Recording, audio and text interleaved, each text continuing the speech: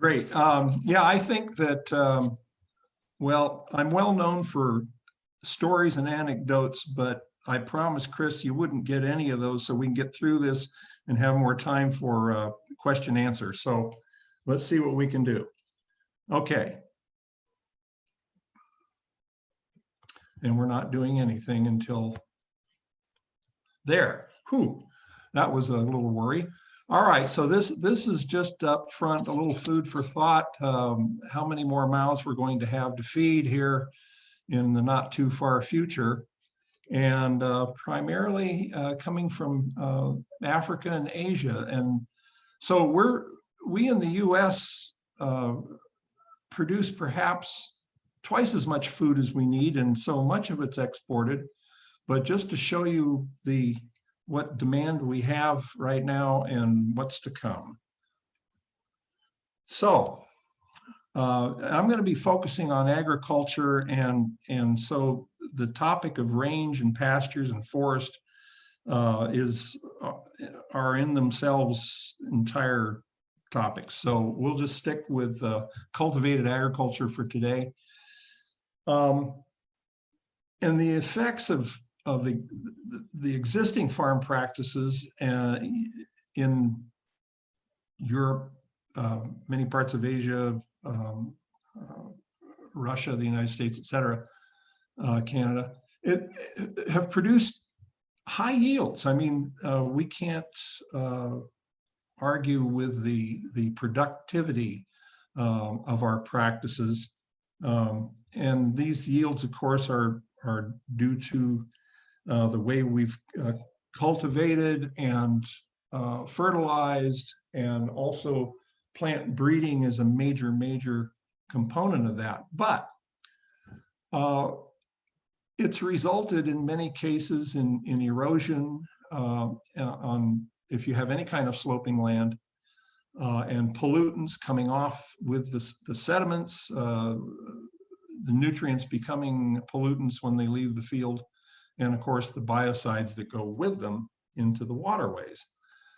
We're losing organic matter by traditional farming methods, and that's both eroding it off the field and volatilizing the organic matter into the atmosphere as CO2 through microbial decomposition.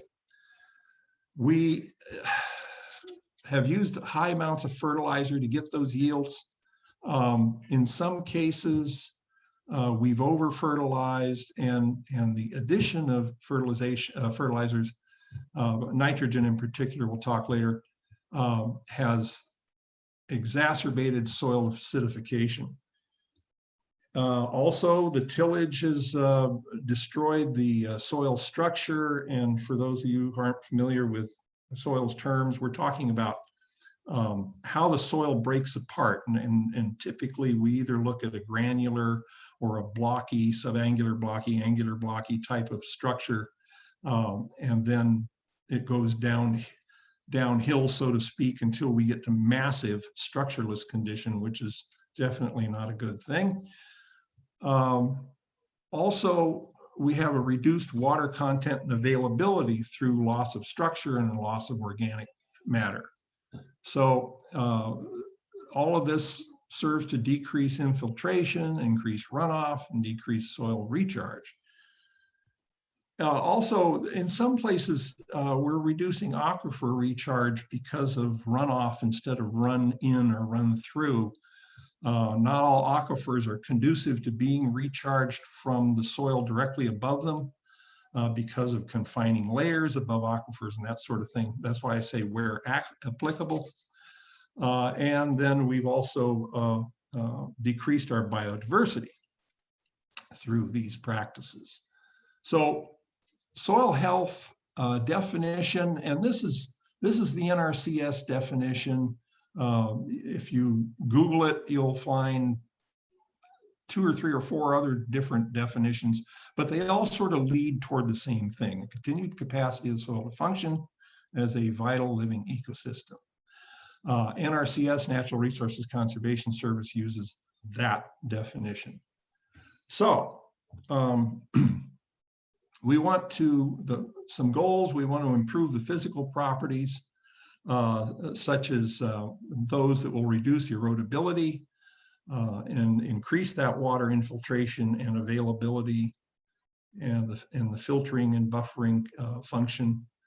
Provide chemical conditions, favorable chemical conditions. We want to assure that we have an adequate and balanced nutrient supply. I think a lot of times soil fertility tests overlook certain nutrients that are dragging down the yield potential. So part of the goal really is manage your nutrients better. And also soil health, if done properly, will be increasing nutrient cycling and keeping the nutrients from leaching below the profile and keeping them from running off. So many of you I see are climate scientists, and so increasing the soil organic matter is going to be key to what you want to look for. And increasing soil organic matter affects all three of these things: physical, chemical, and biological properties of the soil. We're going to be providing a better habitat for biodiversity in a well-managed system, and overall increase the ecosystem function. So here are the four principles that are stated. And so first of all, you want to minimize the soil disturbance, and we'll talk about that. Increase the plant diversity, and we'll talk more about that. And maintain living roots throughout the year, and I say where possible, because in some places the rainfall isn't going to cooperate, and once you finish your crop, let's say it's a dry land crop, you're not irrigating, there is no residual moisture, and there is no winter rain, or the temperature is unfavorable, so you can't keep a living root system throughout the year, and that's a big drawback. We'll talk more about that. And so keeping the soil covered where possible, you could probably combine items 3 and 4, but this is the way it's typically presented. So what happens? All right, when you till the soil, first of all, before you till it, you have biochannels as a lump phrase. Old root channels, burrows and tunnels, and so if the primary tillage here is referring to, let's say, a mold board plow, where you're really getting maybe 8 inches into the soil or more, and just turning the whole thing over, and it leaves you with a very cloddy kind of surface, and then you go through with a disc and break up those clods into smaller clods and structural units if you're lucky to still have them. And so with each of these manipulations, you're aerating the soil excessively and generating a favorable climate for microbial expansion and decomposition of soil organic matter. So we're losing a lot of CO2 when we do this, a lot of organic matter to CO2 to the atmosphere. All right, so here's an example of a traditional disc tillage. This is a double gang disc, and you can see the front set of discs turn the soil a certain way, and then the second set of discs turn it back the other way. And so you're pulverizing your surface or plow layer fairly thoroughly. Now, what happens when you stop doing that? The bulk density is high. Usually, when you first disc, the bulk density is quite low, but then over the season it consolidates. Rainfall, gravity, it consolidates. So when you come in the next year, the bulk density is high, and then gradually improves over time if you stop doing tillage. Traditional tillage. Soil aggregates or the structure begin to form, not destroyed. You can increase organic matter by reducing the aeration and the soil organic matter consumption. Of course, that isn't doing enough. It helps. So you need cover crops and a well-designed crop rotation to build more organic matter. And at the very best, you have access to manures, and you use manure application. Not everybody has that material at their disposal. Okay, so when you stop manipulating the soil, the pores begin to come back. Your water capture increases and the storage. And I say availability of water can be increased.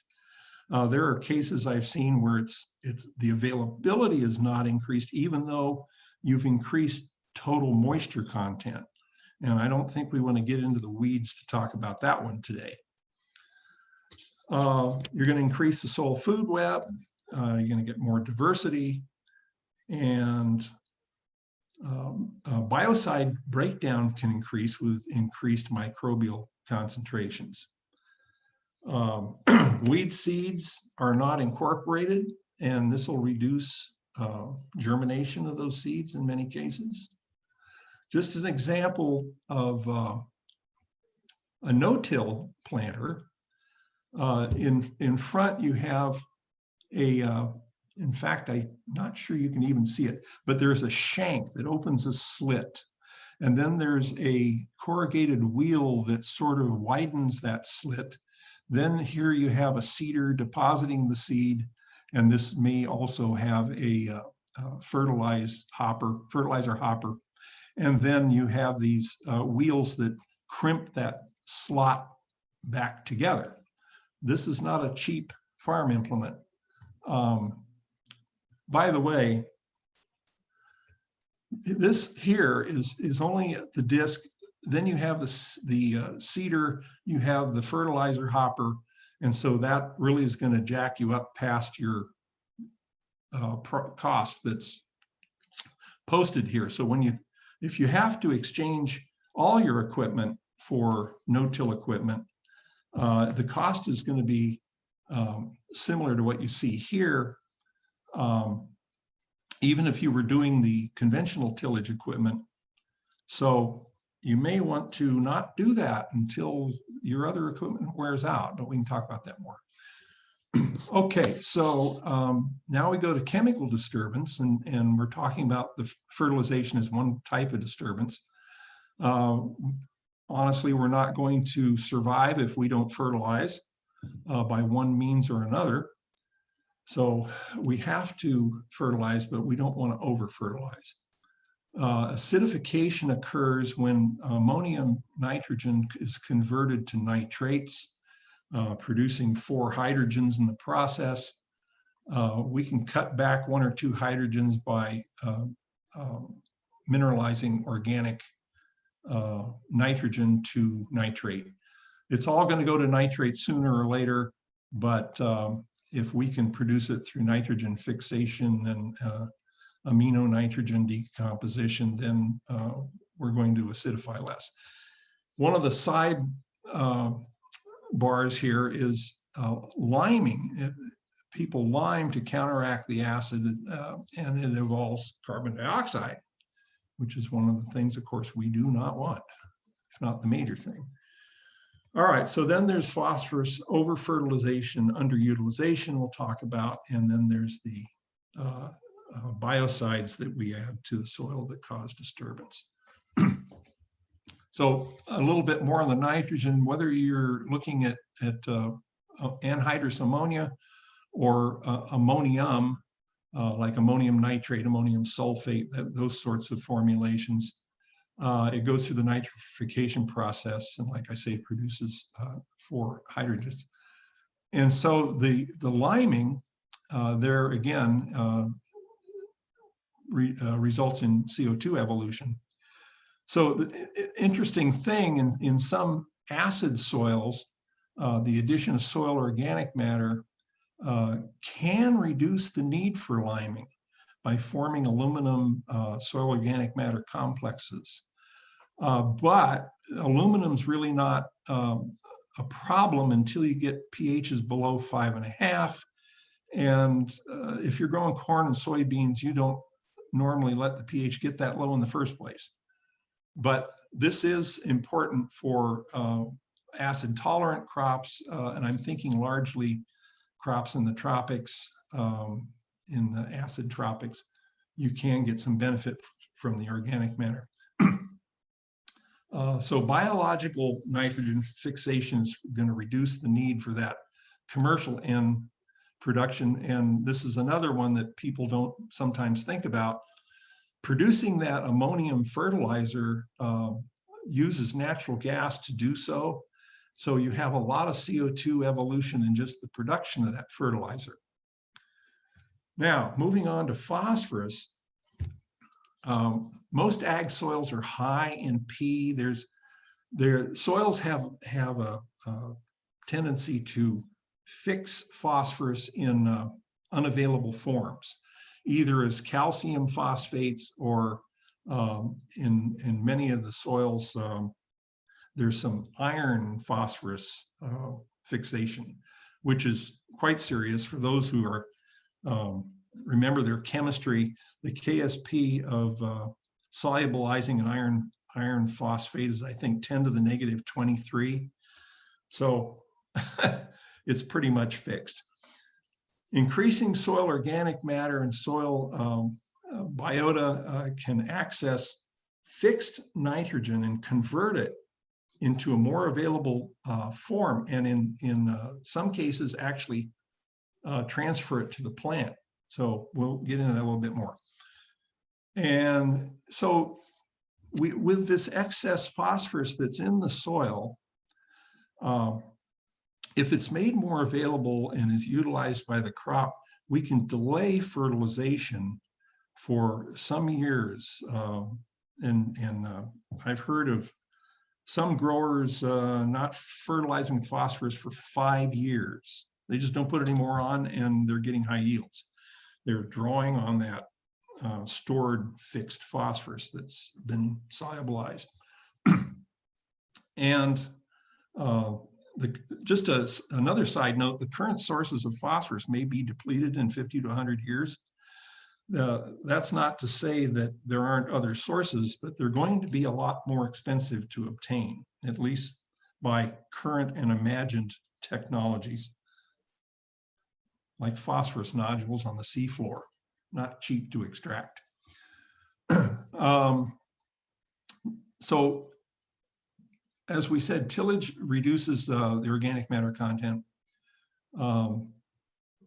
No-till and cover crops increase the organic matter, as we noted before. And tillage reduces the continuous pores. This is a biological disturbance formed by root worms and arthropods. I think I mentioned that earlier. And this is just some interesting images. The protozoa is the oval creature there. And this is some sort of soil particle here, and elsewhere. And here are some shots of nematodes in case you haven't seen soil nematodes. These are actually somewhat visible with a hand lens. They're that large. But we have good nematodes and bad nematodes, and it's quite a jungle under the ground there. This one slide here to the upper left, we're looking at root hairs and bacteria on the surfaces. And again, here it looks like we have cocci and rods, and I don't know what kinds of bacteria those are, but they perform several functions, as you can see. And then the fungi. Now, these are the ones that are quite effective at decomposing organic matter. First, we start with primary decomposers, which are your various insects. And then the organic matter, the leaves and whatnot that have fallen are comminuted, if you use that word, made smaller. And then the other organisms go to work, and primarily fungi, and then followed by bacteria and such. So glomalin is, I say it's cetra here because glomalin is a soil glue, but other glues have been identified, and I didn't want to throw them up here and confuse or complicate the issue. So fungi extract these nutrients, and they're the ones that I think primarily can go after the fixed phosphorus and convert it into more soluble. The fungi use it, they transfer it to the plant root. And I think this lower right slide, I think, is a shot of the fungal hyphae invading a plant root, where you get the transfer of nutrients into the plant. So adding a diversity of plants, as you imagine, diversifies the organism population. And certain plants interact with particular microbes, like, for example, with legumes, you have rhizobia that associate with the root, form nodules, fix atmospheric nitrogen into their cells, and then transfer it to, they die, break down, it becomes nitrified. The plant picks it up. I should mention that plants also use ammonium nitrogen, but nitrate is the primary form. So let's let you read a little bit of that.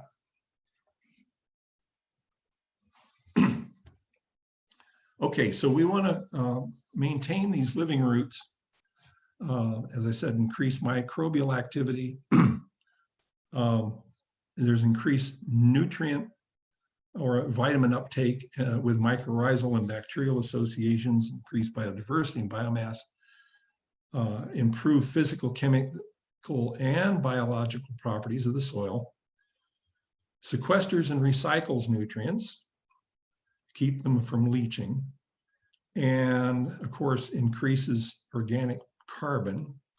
The organisms die off, become part of the organic matter pool in the soil, and all of this maintaining the living roots is also going to be maintaining the vegetation. We're going to be reducing the erosion and through improved structural development and porosity and infiltration, so we'll reduce erosion. So, okay. Keeping the soil covered, we can break it down into the two parts, maintaining the main crop, sorry, and then the cover crop. And the main crop,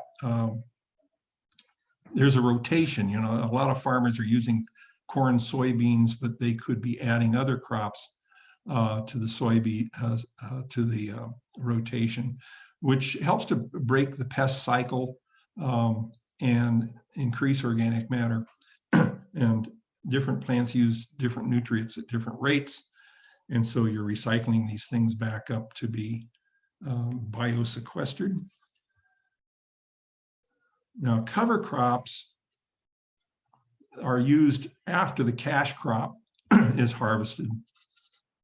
And they have different mixes that they put together for different environments, different climates. That should always include a legume in there in the sort of recipe of cover crop seed that you're using. So with the cover crops, as it notes here, you're building pores, increasing our organic matter, improving the structure, infiltration, et cetera again.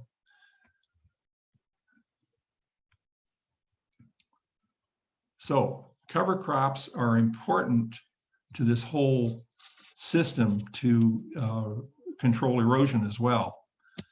And you can read through here.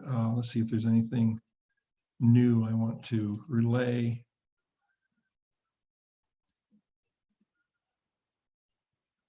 Now, this use for forage, some farmers have a they can't just go in after a cash crop and plant a cover crop because that costs money. And if the cover crop is not providing some kind of income, it's difficult for the budget sheet to show a benefit.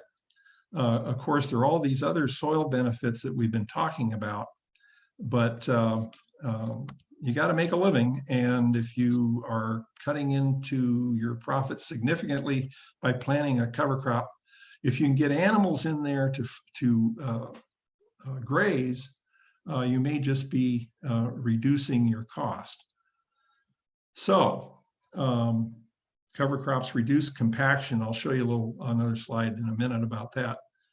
Attracts beneficial insects, and of course there's the cooling the surface compared to a bare soil, which I think is underrated. I think we need to talk more about that. Anyway, here's an example of root biomass. Now this green initial curve rye and the hairy vetch cover crop is producing a lot of below ground or organic carbon. Then you plant your crop. In this case, it's corn. And if you were to plant soybeans, you can see how much less organic matter is produced by soybean roots. But then again, after the crop is done, you replant your cover crop. And so before winter sets in, you have a certain amount of growth depicted by the second green line there.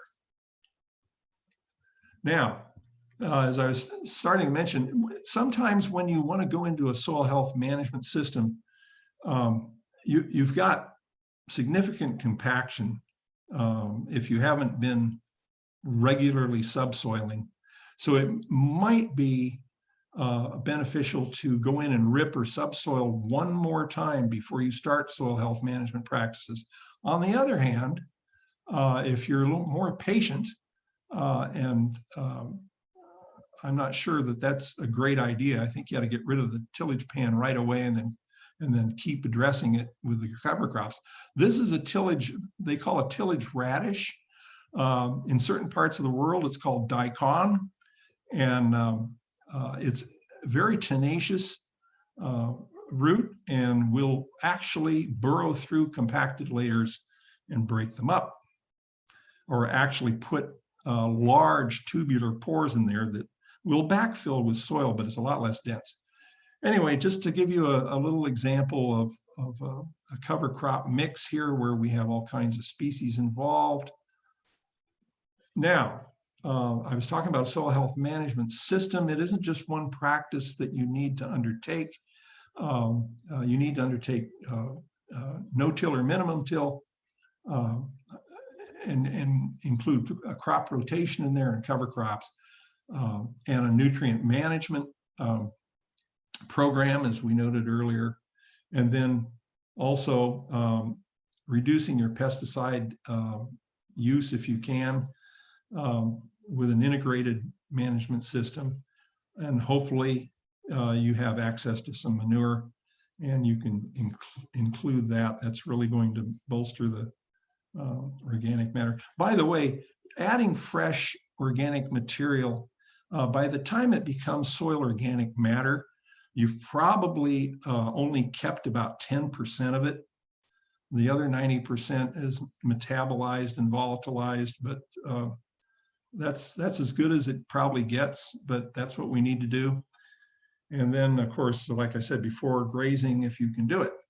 So I don't know how I did on time there, Chris, but this is the, as Chris says, the important slide. I want to point out that soils differ in their total carbon sequestering capacity. Sandy soils are not very good at it. Clayey soils are much better. A kaolinitic clay is not nearly as good as a montmorillonitic clay, and they're not nearly as good as an amorphous volcanic ash derived clay. So then you have to see what climate you're in and see whether you can really build your organic carbon content. In some locations, it's it's not very feasible. Example being dry land cotton production in West Texas. I don't see a whole lot of hope for a cover crop there. But the middle to upper Midwest is sort of soil health nirvana, if you will. The conditions are good soil-wise and climate-wise to implement these practices properly. Now, the no-till equipment, I said, is expensive. And so you may want to wait until you are about ready to throw away your tillage equipment and replace it with no-till equipment. So it's a phase-in, long-term kind of proposition. Small acreage farms, you really probably want to go for a co-op because I don't think small landholders can afford this equipment. I want to point out too that carbon sequestration claims have been exaggerated in some cases.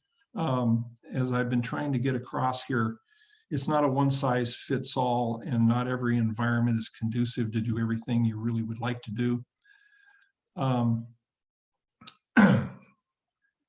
want to point out that there's a lot of literature out there supporting or refuting the benefits of soil health. We have over 400 peer-reviewed articles on the NRCS Soils webpage. If you go to NRCS Soils and then you wade through and find soil health, and once you click on that, you'll find soil health literature, and you'll find a matrix that addresses what articles have addressed what soil properties and conservation practices. So that's a useful tool. There are also some white papers in there on the benefits of various practices to soil health that are referenced. So what do we need to do? The US government is throwing a lot of money in cost share at these practices already, and the soil management systems are gaining popularity. It's a long-term thing. Farmers don't listen to the government guy out there saying how good it's going to be for you. It's a learn by doing kind of thing. If your neighbor is bold enough to undertake this and it's successful, his neighbors are going to pick it up by and by. I think it spreads better that way, but again, it's a long-term thing. But education is key still. And the funding, I'm kind of thinking here a little bit more about international funding. There are some subsistence to low input farming systems out there in the world that they can't afford to upgrade to equipment. There are some things very small farmers can do more on a horticultural basis to improve soil health. And again, and not only education, but it's implementation through example.